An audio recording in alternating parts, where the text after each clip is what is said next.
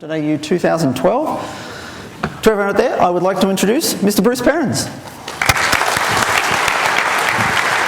Thank you. Thank you very much for having me here.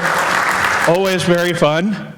And so I want to talk about the state of open source a little and about open hardware. So first of all, why is this crazy guy dressed this way for Linux.conf.au? Obviously, no one else is. And the reason is that I am being an external representative. And I want you guys to think about outward facing.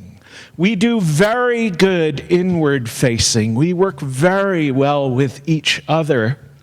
And it is the outside world that I want you to think about some more. So what have we learned from all of this open source and Linux stuff that we're doing? I'm going to talk about that, and then I'm going to talk about open hardware.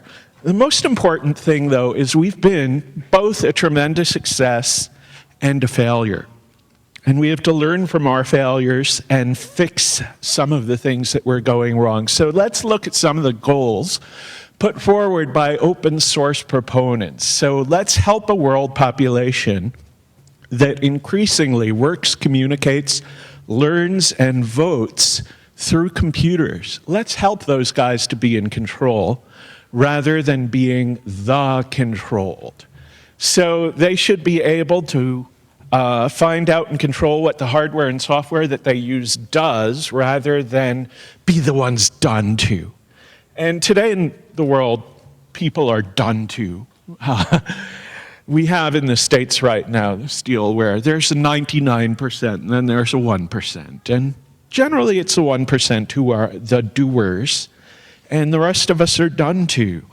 So you should be able to control your own information completely. If you're so inclined, you should be able to change the software by yourselves. These are some goals that people like Richard Stallman, even myself, put forward quite a while ago. And today we have a pretty bad situation. People are increasingly slaves of their tools. And what has changed to make this so is that those tools contain embedded constraints upon the actions of people who use them.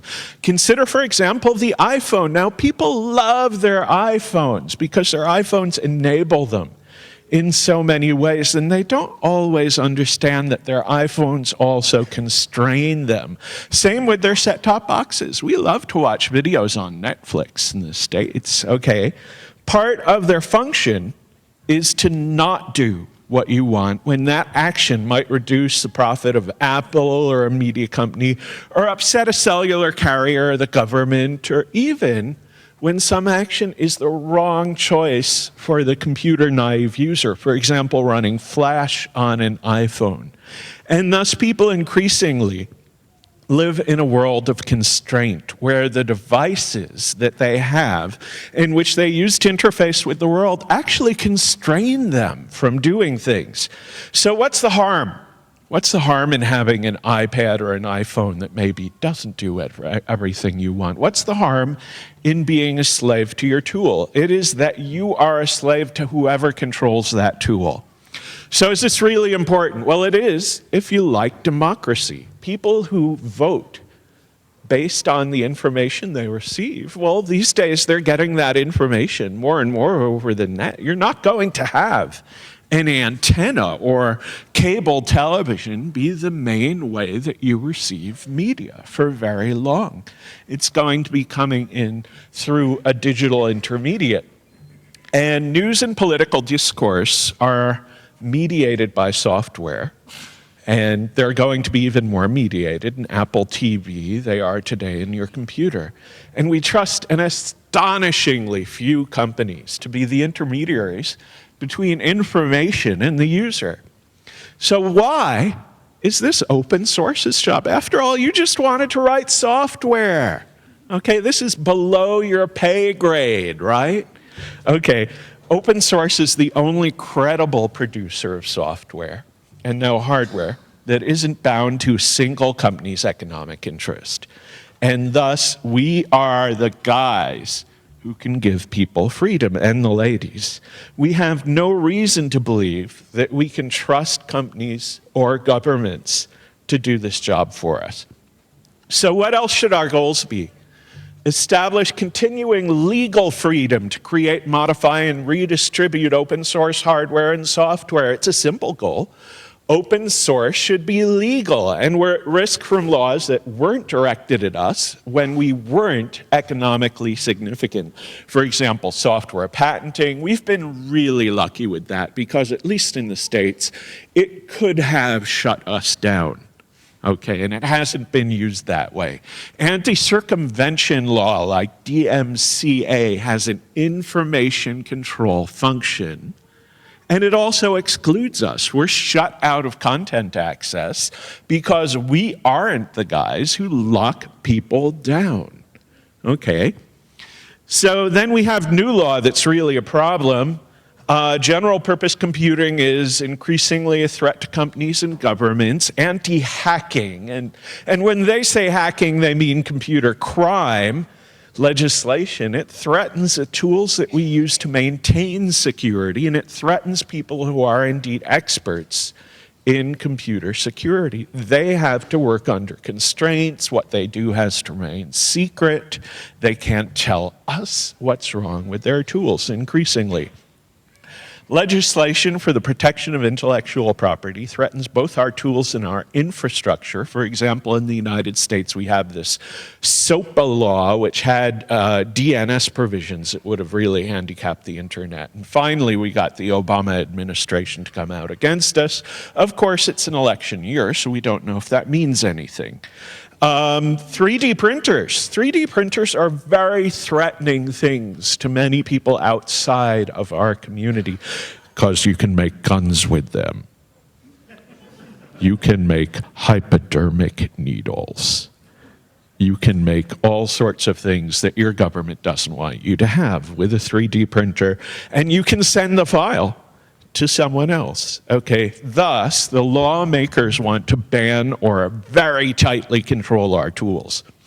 So why is it so difficult for us to be heard? Why do we have trouble fighting this SOPA law in the United States? Okay, while tremendously successful, open source has mostly not built a relationship with the common person and does not have their sympathy. In fact, there are lots of people in the world who believe that we are the people who make the viruses on their computer systems. I've heard that one before. Okay? Open source has, to a great extent, been used as a tool for controlling people, too. Okay, I, for my sins, am the creator of a program called BusyBox. BusyBox is in all these TiVos and other devices which are locked down and don't let people do what they like. You know, we gave them that capability. We didn't charge them for it. We did good things and some bad things came back too. BusyBox is also interesting because there are 10 times as much legal text about BusyBox now as there is actually lines of source code. I didn't plan it, and in retrospect, I should have continued to lead the project. Okay, open source has not been able to protect its own future by reforming law that is hostile to it. Despite our popularity and our legal victories, our developers face greater risks today than they ever have, and we need to make changes if we're going to be able to help ourselves. Okay? We have to reach the common man. We haven't yet developed any sympathy for users that is manifested by companies like Apple. But we have already achieved many things that would have been considered absolutely impossible. Okay, and we can do this as well. What it's going to take that we have mostly not shown so far is tremendous self-discipline in the subset of our community who achieves these goals. So what projects have best shown and most benefited from their sympathy for the user? Okay, Mozilla Foundation demonstrates really good self-discipline. Wikipedia, it's intrinsically more accessible to the common person than most of the things that we do. Okay, and then we'll discuss Ubuntu. So let's face it, most of us don't even like users. Okay, we call them losers. We make the software for ourselves and the other developers. Why should we like them? Okay, nothing's more annoying than that complaining user who says, you know, your software stinks, and he's never contributed anything. And it's difficult to listen to that kind of person. He's not technically able to contribute to the effort. He has no appreciation of your personal sacrifice. You know, I could have been with my kid instead of doing this in making that software, and he still discusses your work with great umbrage. You know, he really resents that he was made to download and run this software. Okay, and thus we have trouble getting along with users and responding to their accurate complaints about our software. Okay, but when our work gratifies only ourselves and our community, it's self-limiting. A good many of us, unfortunately, match the stereotype of socially impaired programmers, but not all of you do. We'd rather hack in private. I'd rather hack in private than almost anything else. It's up to the rest of us to build bridges with normal folks if we want to achieve the goals that we started out with making this free software and that have really gone by the wayside. So let's look at Mozilla and Ubuntu. Ubuntu is definitely demonstrating the discipline that we need for open source to reach the common person. The problem is that Ubuntu is in the position of being an intermediary between the open source developer community and the rest of the world, as is Red Hat, as are other open source companies, and sometimes even Microsoft, because Microsoft is such a big participant in open source these days that they even speak for us. We need to look at the problems of these intermediary companies. So let's be honest with and also honest about our partners. We have to accept that our commercial partners, Red Hat, Ubuntu, etc., must always put the interest of their business before all else. Okay, it's actually legally required of them if they're a public stock company. The interest of their commercial partners also constrains what they can do very heavily, and they need those partners to do their business. They can't really work for the best interest of open source. Okay, you heard it here first, right? Red Hat doesn't work for the best interest of open source, nor does Ubuntu. Certainly TiVo does not, okay? They must always strike a balance that's in their interest. So where did we go wrong with intermediaries? Well, there was a time when free software and open source clearly held a moral high ground. And that gave us some political progress that we just aren't making any longer. Consider the push for open standards about 10 years ago and the fight against pan-European software patenting. We won those things and we might not have won them today. We're losing ground on net neutrality. SOPO is a very scary thing and still may hurt us. As commercial companies took the foreground in open source, we lost the moral high ground that let us have progress on these issues. Today, we're just another competitor. Okay, so our intermediaries represent us. When open source is represented in a political forum today, it's often Red Hat. You know, Mike Tiemann goes up and speaks. Okay, it's an open source company, or it's Linux Foundation, which is owned. You know, for better or worse, Linux Foundation is owned by companies whose goal is to make money by being the intermediary between us and the user, okay? So much as I like the Linux Foundation people personally, the Linux Foundation as an organization does not necessarily work in our interest. Okay, those companies and the groups they have created represent their own best interests. It's like the Chamber of Commerce. Does the Chamber of Commerce in your town want to make the town better and prettier? No, they want to make it better for business. Okay? And that's all that is fair to expect of them. Okay, I'm not saying you're bad because this is what you're like. I'm saying this is what you're like, business people. And that's why they're wrong for the role of representing us. Okay, so working for free to make Mark Shuttleworth richer just isn't very smart, okay? It doesn't mean you shouldn't work on Ubuntu. It means that you should always keep track of whether our community gets more from Ubuntu, or at least an even amount from what Ubuntu gets from us. And what's going to happen tomorrow, okay, is what we put into Ubuntu today going to be worth it tomorrow when maybe they're not so close to us as they have diverged from from Debian over time, okay? And then you guys should decide where your valuable work should go. My opinion is that it should go into a nonprofit, if that's possible. Okay, make sure your presence is known independently of Ubuntu. And this is a horrible tragedy with Debian, because the Debian guys, they make Ubuntu, okay? Ubuntu puts frosting on what Debian does to a very great extent. And does anyone even care about Debian anymore? Yeah. Okay, so okay, there's a little difference between you guys and everybody outside of the room, okay? And I think you would actually have a hard time taking a person who isn't quite as into Linux as you are and explaining why Debian is important today.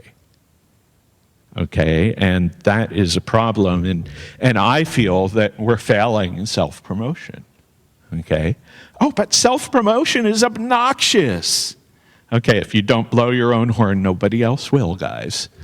Okay, so are we being served? Just making a better platform than our competition as Ubuntu and its ilk are approaching Windows and user desirability is an insufficient goal if they just end up being significantly proprietary. Just Windows from a different company. Okay, same for Android. If Android is just iPhone from a different company, it's not fulfilling the goals that we really should have for open source and free software.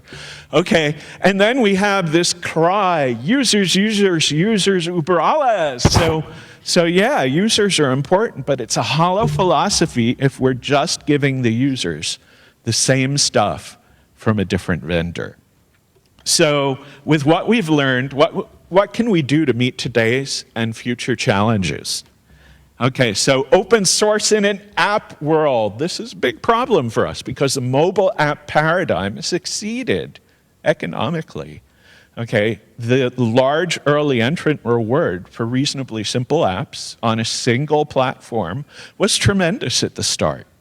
And it seeded a lot of people who were still in this business. And because the apps address the failure of the web, okay, the fact that you have apps on your phone means the web failed if your phone has continuous networking, okay, that has made apps successful. Open source is being sold as apps.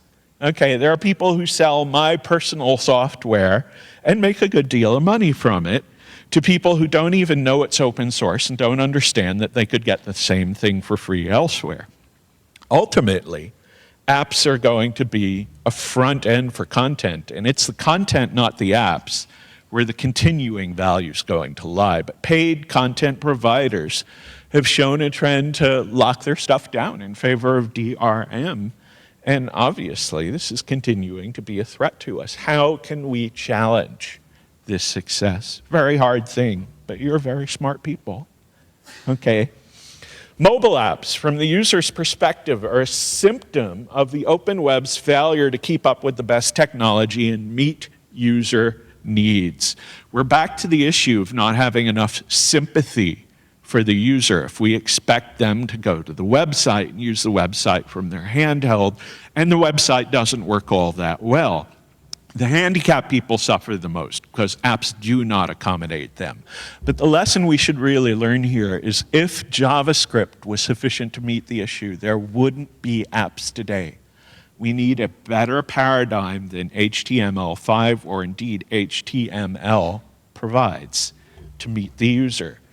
Okay, every problem that proprietary software has is duplicated in apps, but worse, because they're meant to be ephemeral, ephemeral. So everything that we didn't like about Microsoft in the 80s and 90s, true today.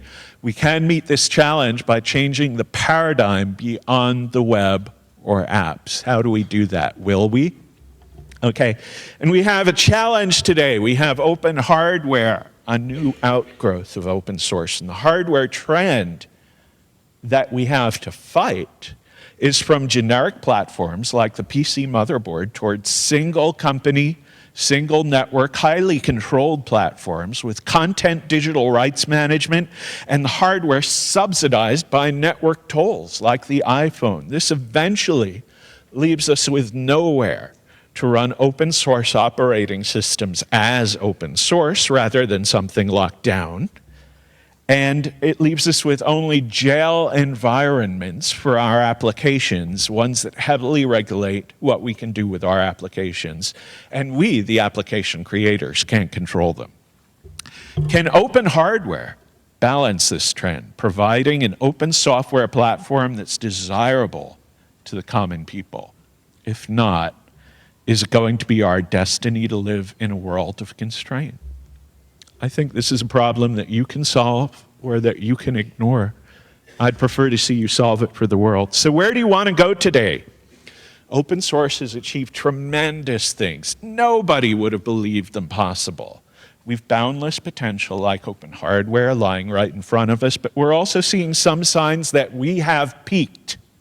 Okay, Linux, open source, they have peaked in the eyes of many people, which means it's down from here, guys. Okay, our antithesis, the lockdown platform, is beating us in lots of ways today. So which way will it be? It's up to you. Now let's talk about open hardware. So open hardware is the design of physical objects or an electronic circuit that is shared under the same terms as open source software. And the objective is to have the same sort of collaboration that occurs with open source software. So like open source software and Linux, we have enabling factors that are making this revolution possible. For Linux and open source, the enabling factors were the internet, frustration with the state of software, we hated those blue screens, etc., and an extremely low point of entry to be able to produce software. So if you owned a laptop, you could pretty much be a software creator. So let's consider the impact of the internet for a moment. We did the impossible. Imagine if I, 10 years ago, had told someone in my family who wasn't a software person this. Okay, my friends and I, we're going to get together and write an encyclopedia. The authors aren't going to be paid, but we will write 3,422,000 articles just in English. Okay, and we're going to kill Microsoft and Carta and most commercial encyclopedias, and we'll do it in just a decade. Okay, what would have been the response of people? Had you said that to them just 10 years ago, they'd say, you're dropping acid, guy. Okay? Okay, and imagine telling someone this forecast 10 years ago. 2 students' hobby projects will supplant the operating system and GUI efforts of AT&T, IBM, and their billion-dollar consortia, the X Consortia, Taligent, Monterey, all these things that they spent tons of money to replace Unix, okay? Did not work, and Linus and some other people, their stuff did work. Okay, they'd ask, is it C you're using or LSD? So much of the evolution of open source is filled with things that would have been thought to be impossible just a few years before they happened. And this is what you call an emergent phenomenon. No one, maybe with the exception of Richard Stallman, thought it would take place until it was already underway. Okay, I know I'm in a good crowd if people applaud for RMS, okay? There's nobody leads a more difficult life than him, and we have to honor the guy because he lives the life that he would have us live, and he has dedicated his entire life to this in a way that I don't think anybody else has. So let's go on.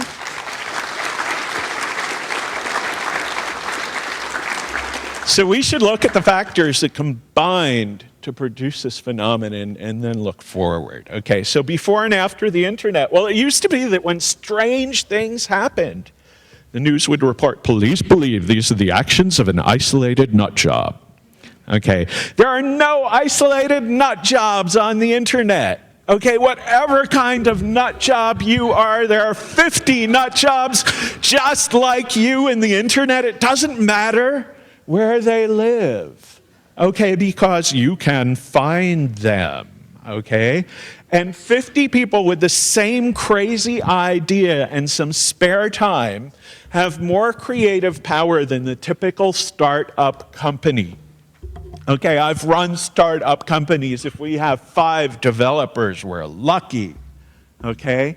And they can do things that those big companies can't.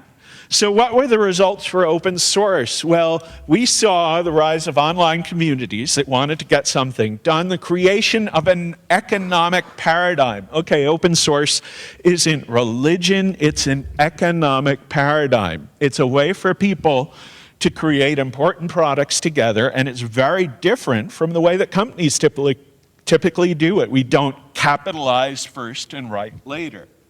We don't finish it before we release.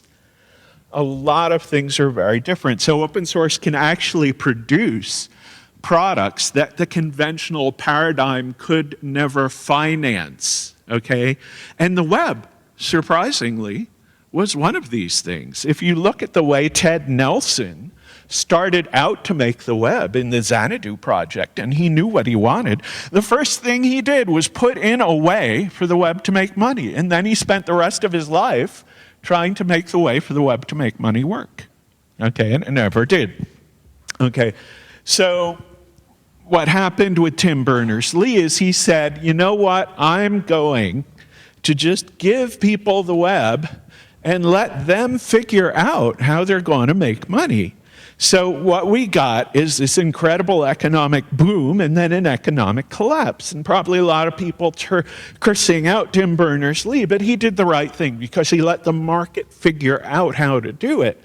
So anyway, we have these motivated individuals that create the tools to make the tools as an individual effort to start with, and then they share them. And this broader development grows from those seeds. And then we see a multiplier effect. So when I released BusyBox, it had 35 commands. Now it has over 200, which I didn't write, for example. Okay, so it's happening again. Now, we're in the same place that we were when Linux and open source software were starting up, but for hardware. And we have another set of enabling factors. So we start out with all the things we had before.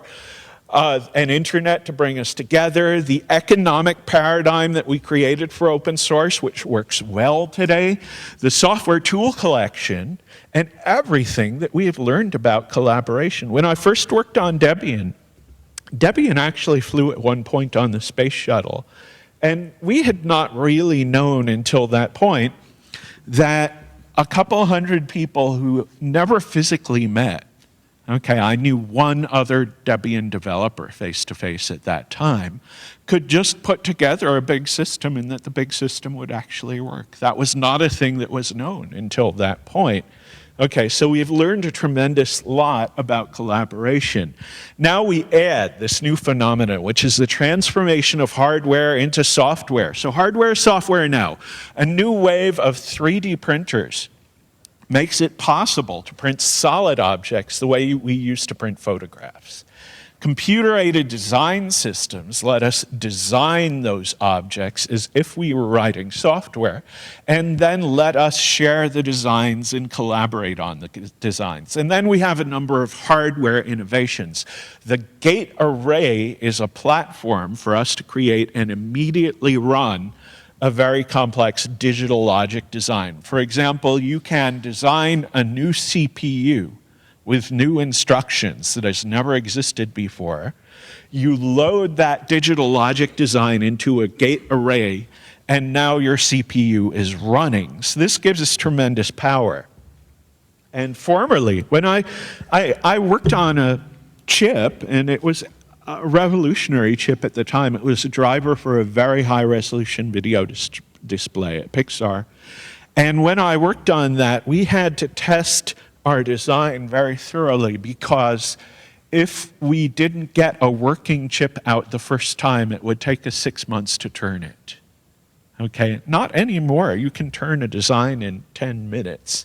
So we've got this tremendous enabling change. The complex programmable logic device, the CPLD, is another of these. It enables us to program analog and digital circuits, analog and digital, as if they were software, and immediately run them on chips that cost less than $1. So what we used to call glue chips, and we hated glue chips because they just connected things together. They didn't do the work. Those are all in this CPLD, and they're much easier, and you can change them without changing the printed circuit board. So the physical complexity and the cost of those circuits is reduced tremendously, and changing them is now, again, something you can do in 10 minutes. No soldering iron. Okay, the tremendous power of CPUs allows digital signal processing to replace the analog electronics of the past. So I've built radios, and when you built a radio 20, 30 years ago, it was all analog amplifiers, analog filters, and analog oscillators. Okay, and now those are all algorithms, and we actually digitize right after the antenna. We connect that antenna to a very simple preamp. We connect that to a an analog to digital converter, and we get a signal which then we can implement all of what we used to do with our soldering iron as algorithms, and makes it very easy and powerful to do communications things that were very hard and expensive to do before. So we also have cheap, fast manufacturing of printed circuit boards, and surface mount electronics, although they're hard to see without a magnifier, are reduced in cost so far that individuals can easily afford to fabricate or have made new circuits in large quantities, which can be profitably sold. And I'm sorry that many of you missed yesterday's Arduino mini forum, because it shows some examples of that. So let's look at some of this hardware that's coming out of this revolution. So Arduino is really kind of the Linux of open hardware right now. So this is the most used device for the moment. It's a general purpose embedded CPU. It's easier to program than other things that have been available. It's got a standard form for daughter boards, and that is very, very important. The daughter boards are called shields, and many designs are plugged together with no soldering. So several hundred different shields are available that implement different applications on top of this general purpose CPU. And to show you how cheap this is, there was one in my goodie bag as a speaker. Okay, this is not a rich conference. So, okay, it's an open source platform and open source hardware design, $20 to $30 assembled. In the United States, they now sell them in the Radio Shack store. Okay? The chip costs $2 to $17, depending on how much I/O you need, flash, RAM, etc. So having prototyped on this, you can move it to the same chip in your own design and have it be much cheaper in your production unit. And I'm a ham radio operator. My call sign is K6BP, or in this case, K6BP Portable VK. And so Ardent Data makes this radio shield, and it plugs into the Arduino and does this wireless protocol that the hams have to tell everyone where we are. So I can be in my car and I can see if there's another ham coming close and talk to them or ask them to do something, etc. And of course we use this for emergencies as well. You know, California's 4 seasons: fires, floods, earthquakes, and riots. So the hams are really well enabled with the cops to help out, because the public services never have enough communications in a disaster. So we come in with this equipment, and we know where everyone is, and we can do stuff that the police can't. So there are over 250 Arduino shields from about 110 manufacturers. Not all are open hardware. Okay, some of them are proprietary, but they tell you how to program them. And given a problem, there's probably already a plug-in hardware implementation to solve it. So the ham radio shield was an example of, here's something not everyone would think of. They have robot shields with the wheels on the bottom and all that.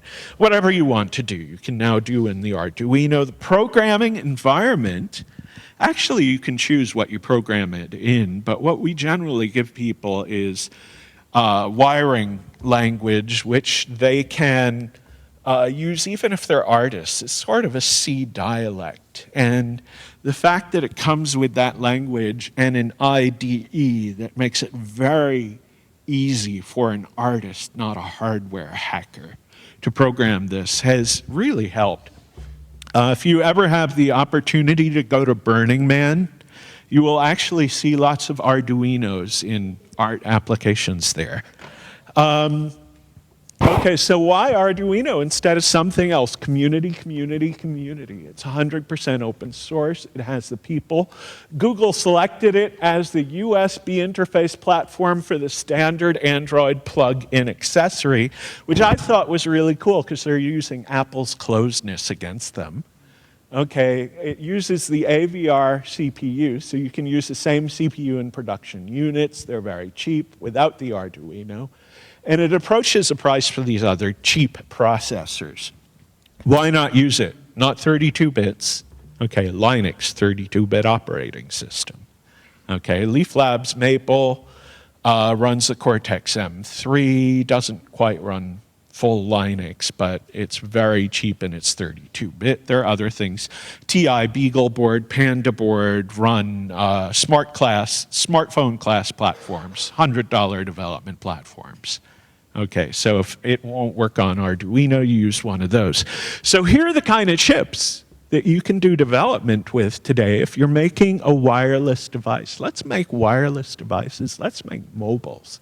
Let's not have Motorola or something be the only company that makes them. So this particular chip costs $25, has 4 separate CPUs in them.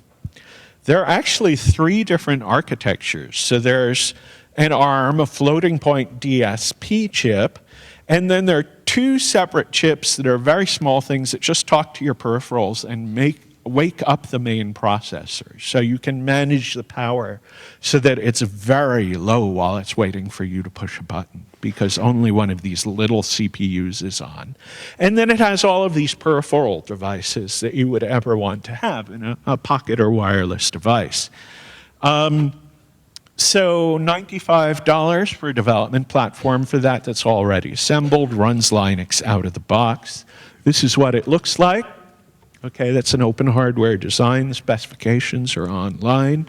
So we end up with products like this. And this is interesting. There's a guy now who makes a new open hardware design every month and has it made and sells it. That's his job. Okay? And he has made this device called the DSO Quad, a digital storage oscilloscope with entirely open source, both hardware and software internals. Look how big it is.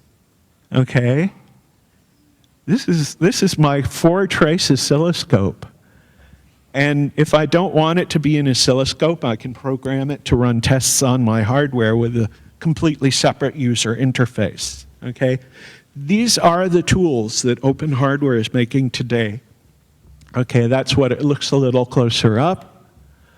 And this, you have 8-bit digital to analog, so not tremendously high resolution, but inexpensive, goes up to 80 volts on a ×1 probe. We just use a ×10 if we're using higher voltage. So I would have paid Tektronix $2,000 for this. This is one of my favorites, the Bus Pirate. Okay, what do you do when you start to program a new hardware device. The first thing that you have to do is figure out how to interface it. Or if it happens you want to get the data out of that TiVo that TiVo doesn't want you to have, you have to interface to that in some way. Well, the Bus Pirate is the device that does this for you, and it is $30. It is a general purpose open source hacker multi-tool that talks to electronic stuff. It's got a bunch of features an intrepid hacker might need to prototype their next project. General purpose 0 to 5.5 volt interfaces, and we've got all kinds of protocols. So it can do frequency measurement, it can do bus traffic sniffing that's already programmed in. It has a bootloader so you can update its firmware with open source. It can be a logic analyzer, it can program microcontrollers. You don't need an AVR programmer, this runs AVR Dude. It programs FPGAs and CPLDs. It's scriptable from Perl or Python. It works in multiple languages and Creative Commons zero source, okay? So you can do whatever you want with that. Okay, it does JTAG. These are all ways that chips talk together. MIDI is a way that musical instruments talk together. We'll tell you what the internals of your car is doing, for example. You can tap into various car digital buses with that. Okay, here's another. This is prototyping for replacing those glue chips. Replace the complex logic chips with $1 chips, runs multiple voltage levels. Development kit, $15. Okay, all you need to be started and then buy the chips for $1 a piece. Okay, this is one of my favorites. It's a 200 megahertz gate array development board with 2 channels of USB, and it's very low priced, and you know that's $75 for 500,000 digital logic units, okay? And this is powerful enough that the programmer, the developer of this actually wrote an AVR processor in it and then made it emulate an Arduino. So what happens is you can take what this is supposed to do and you can program it for the Arduino and make sure that works before you implement your custom digital logic design, which of course works 1,000 times faster. Okay, so extremely powerful stuff, whatever kind of hardware you want to make. All open source hardware design and software. Okay, that's what it looks like. It's actually very small. Okay, so what can you do with that? We have a design that is 20 simultaneous radio receivers on one chip. Okay, so whatever 20 channels you want to demodulate, it will do so. Actually wide band, so you can get much more than 20 actual channels because you process it in software afterward. Okay. That obviously takes in external components like analog to digital converter.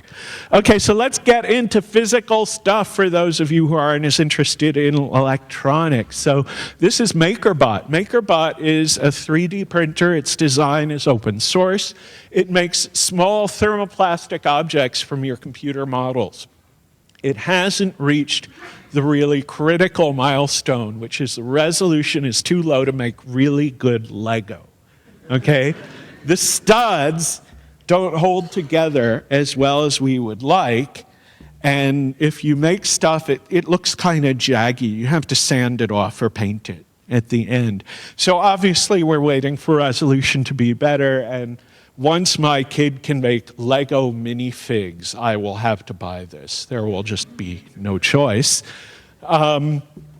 Okay, so this is one piece.